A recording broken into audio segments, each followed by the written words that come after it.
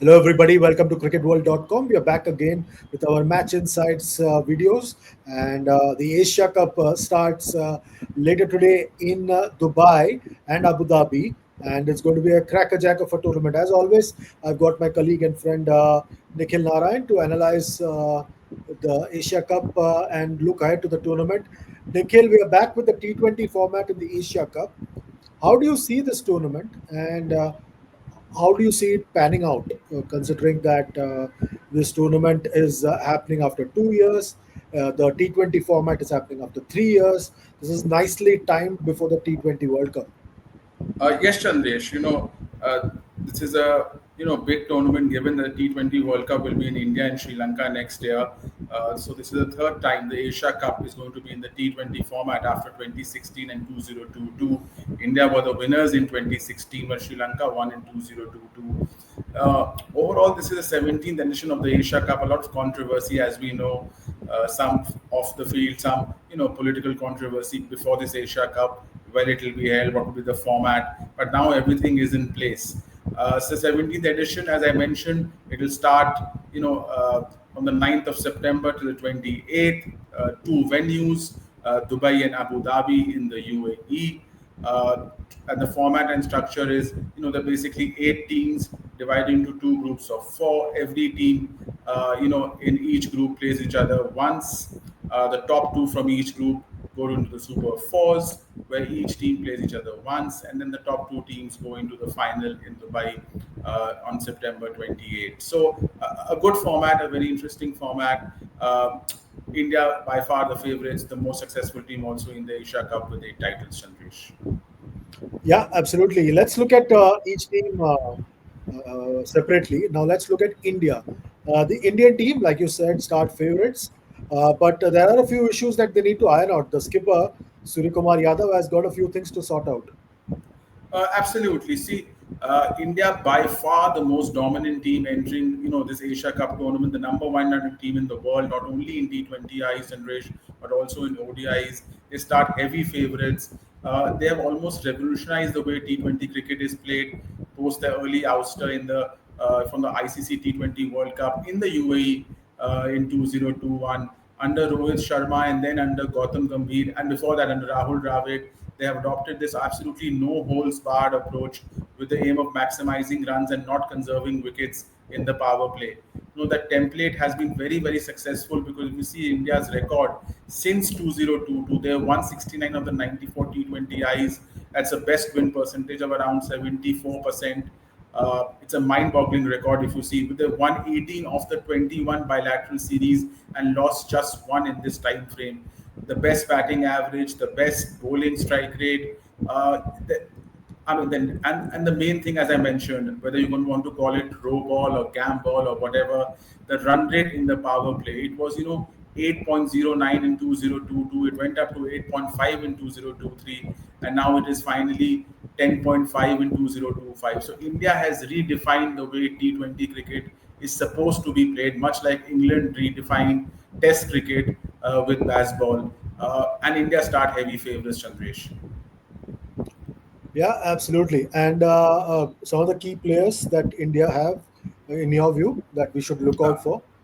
The skipper Suryakumar Yadav, the leading run getter in the world, amongst the major cricket playing nations in T20I since 2022, a strike rate of 170 almost in this time frame. Abhishek Sharma, the way he has redefined T20 batting at the top of the order, a power play strike rate of 188 almost in all T20 cricket, third highest in the world since 2024. And how can we forget Jasprit Bumrah, the greatest all-format bowler in the world? He's bagged 89 wickets in just 69 T20Is at a strike rate of 16.9, a brilliant economy rate in the power play and in the death overs. And Arshdeep Singh, amongst the highest wicket takers in T20 cricket in the last 2 to 3 years. So there are almost every name in the Indian 11 is a superstar in the format. I mean, there's Kuldeep Yadav, there's Hardik Pandya, so many we haven't named, Sanju Samson. It's a very, very, very dangerous team, Chandresh, in this format. Okay, let's move to the next team in the structure, and that's Pakistan. They're fresh off a victory in the Tri Series in Sharjah. How do you see this team? Because You have a new setup, new captain, a new head coach. Uh, they are uh, making a link with the past, starting to merge with the rest of the world in terms of playing T20 cricket. Absolutely. I think Pakistan, Chandresh, has still a long way to go with the attitude and approach to T20 cricket. They play T20 cricket, as a shorter extension of ODI cricket, whereas it's the other way around for other teams. Now, ODI cricket is an extension of T20 cricket. And therefore, Pakistan has struggled in this format. Yes, they won the T20, yeah, the Tri Series, but the other teams were Afghanistan, which is good, but UAE. So not much can be taken from there. Pakistan has struggled in this format, Chandresh, with just 20 wins from 46 encounters since 2024. They've suffered losses against Ireland, Bangladesh, Afghanistan, and even Zimbabwe in this time frame. So that tells you a story in itself. Batting is the biggest weakness for Pakistan, and without their stalwarts, yes, they're moving on, but without the experience of Babar Azam and Rizwan, I think they're going to have a tough time with the bat. I think Fakhar Zaman will be key for them in the top order, the veteran left-hander. He has a strike rate of around 140 in T20I since 2024. However, having said that, the bowling will be a strength with Shaheen Afridi, Haris Roff, and Abbas Afridi leading the charge. All of them big wicket takers with fantastic strike rates. In the last couple of years. Another bowler to watch out for will be the leg spinner Abrar Ahmed, who's already picked 23 wickets in 15 T20Is at an economy of just over 7. Bowling dangerous, but batting as usual weak. I see Pakistan struggling in this tournament, Chandresh. Okay, interesting. Let's move to the next team, that's Sri Lanka, and they have a very good record in Asia Cup cricket. Over the years, they've been pretty successful. Second most successful team in the Asia Cup after India, and that's interesting considering the uh, rich set of players that Pakistan have always possessed in the 80s and 90s. Yes, pretty curious that Pakistan hasn't been as successful in the Asia Cup as Sri Lanka. I think Sri Lanka has won 6 Asia Cup tournaments, second after India. And the last time the tournament was held in 2022 in the T20 format, Sri Lanka were the winners. So, yes, Sri Lanka again have a mixed bag in terms of record with 14 wins and as many losses in 2024. They have a few good players though. Their batting is stronger than Pakistan. Pathum Nasanka, I think, will be the key batter for them at the top of the order. He scored some 852 runs at a strike rate of almost 140 since 2024. There is Kusal Mendes also, dangerous at the top of the order. But I think the key players for them will be the all-rounder Vanindu Vasaranga, the leg break specialist, and Mathisha Patirana, in the death overs. The big wicket takers with strike rates of 12 and 11.6 since 2024. I think they will be the X factors for Sri Lanka in this Asia Cup, Chandresh. Okay, now moving on to the next team in the competition, and that's Bangladesh. Now, Bangladesh, again, there have been a few changes in personnel. They have a captain now. Litton Das is the captain. How do you see this lineup? Yeah, Bangladesh have had a mixed bag, since 2024 with 19 wins, but as many losses also. I think Tanzid Hassan is the leading run getter in this period, and Leighton Das will always be a pivot in the batting order. However, watch out for this player, Parvez Hussain Imon, who has a strike rate of 153 in T20I since 2024. The bowling, I think this Rashad Hussain, the leg spinner, he's back 45 wickets in just 35 T20. He's a strike rate of around 16. He's the one to watch out for.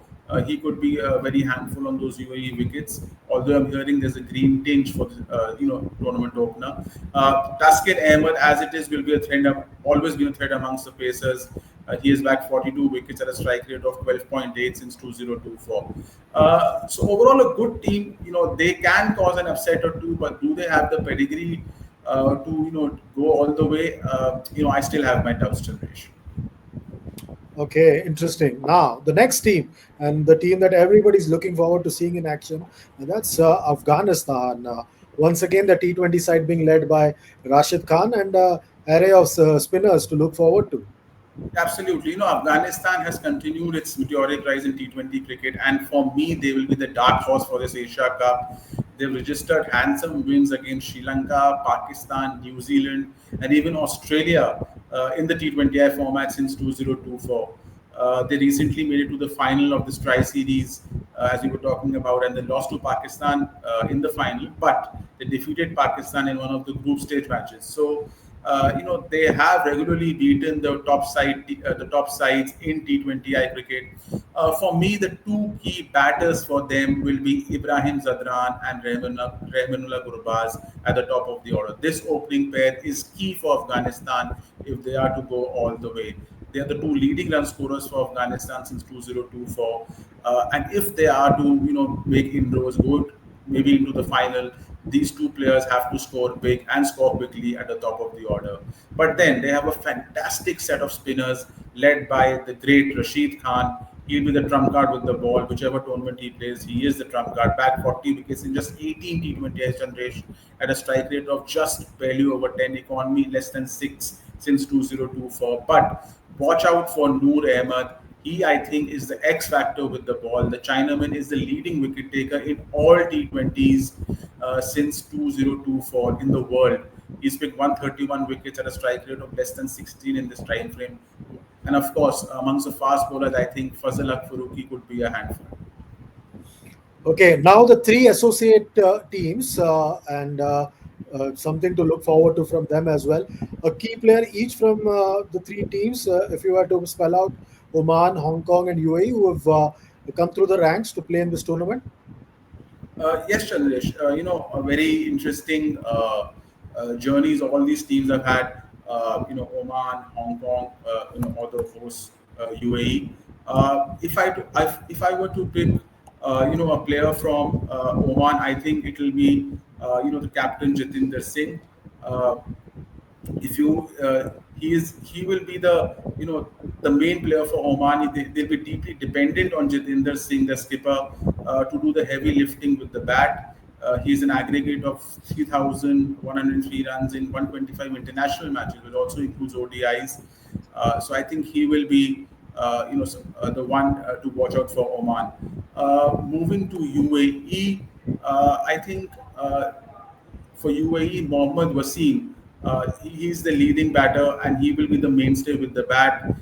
He scored some 1,316 runs in 39 innings since 2024 at a very impressive average actually of 36.6 and even more impressive strike rate of 159. So I think Mohammad Wasim for UAE will be the mainstay with the bat and someone to watch out for. For Hong Kong, I think the key player will be Ehsan Khan, the off spinner. Uh, he's a tally of 127 wickets in 94 T20I matches at an average of 16.4, which is very, very impressive, and also very restrictive at an economy of 6.3 since 2024. I think Ehsan Khan could trouble a few top batters in this tournament, so he'll be the one to watch out for Hong Kong. If I were to pin you down, and this is the difficult part, pick out the winner of this tournament, would it be difficult to look beyond India? Uh, I mean, India start heavy favorites, Chandresh, for this tournament. If this was a World Cup, I would have still picked India. This is the Asia Cup. I have to pick India. I mean, the overwhelming favorites for this tournament. They'll have to underperform not to win. But having said that, my finalists are India and Afghanistan. I'm not picking Sri Lanka or Pakistan as some of the other experts. For me, it's India and Afghanistan. And as I've already mentioned, Afghanistan is the dark horse. So watch out for Afghanistan. I think that time has come to win a big, world tournament. Okay, interesting.